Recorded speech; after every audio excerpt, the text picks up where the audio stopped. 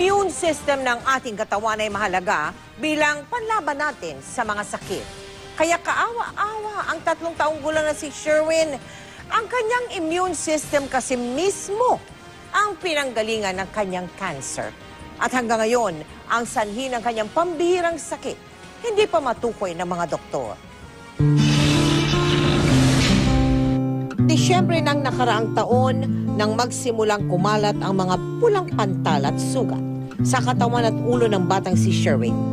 Pagkalipas ng ilang buwan, bahagyang lumuwa ang kanyang mga mata at lumaki ang kanyang tiyan.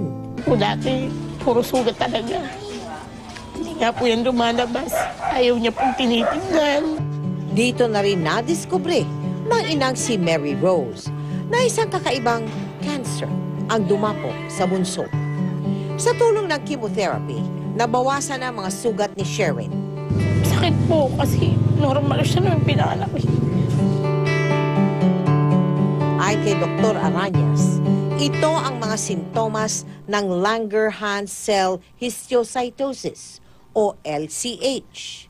Sanhi ito ng problema sa immune system ng katawan na maaaring magdulot ng komplikasyon sa mata, atay at bato. Cells niya na panglaban sa infection ay sumusobra sa dami, tapos dahil sa sobrang dami ng cells niya, pumupunta ito sa iba't ibang parte ng katawan niya.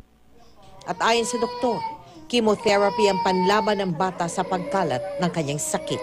Ang chances naman po ng cure with LCH is 80%.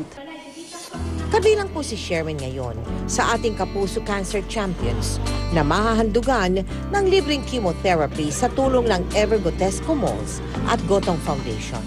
Dahil ngayong Pasko, ang kanilang tanging hiling ay ang kanilang paggaling.